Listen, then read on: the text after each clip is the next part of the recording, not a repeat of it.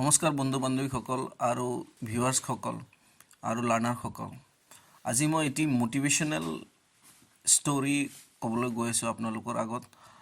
সেই ষ্টৰীটো হৈছে এজন ল'ৰাৰ ষ্টৰী, যিজন ল'ৰাৰ নাম আছিল অৰুণ হয় এই ল'ৰাজনৰ নাম, যিজন ল'ৰাক আপোনালোকে এতিয়া দেখি আছে স্ক্ৰীণত। এই ল'ৰাজনৰ ঘৰ আছিল তেলেংগানাত। তেওঁ ক্লাছ 8ত পঢ়ি থাকোঁতে তেওঁ পঢ়া শুনা বাদ দি তেওঁ ট্ৰাকত হেণ্ডিমেনগিৰি কৰি আছিলে, এপ্ৰেণ্টিছ হিচাপে হেণ্ডিমেন হিচাপে কাম কৰিছিলে।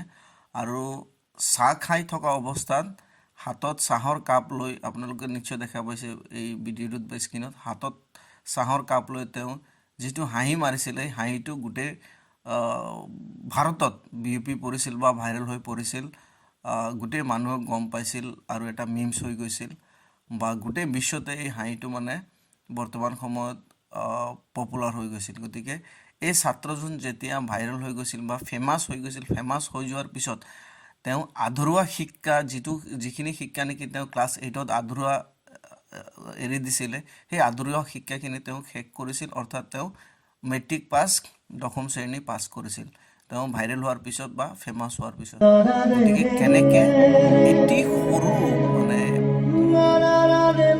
সৰু প্লেটফৰ্মে বা কেনেকৈ এটি সৰু হিণ্টছে বা সৰু ৰাস্তাই মানুহৰ জীৱনটো চেঞ্জ কৰি দিব পাৰে, মানুহৰ লাইফটো চেঞ্জ কৰি দিব পাৰে। গতিকে আমি এই ভিডিঅ'টোৰ পৰা আমি এইখিনি গম পালোঁ বা আমি এইখিনি মটিভেশ্যন এটা পালোঁ।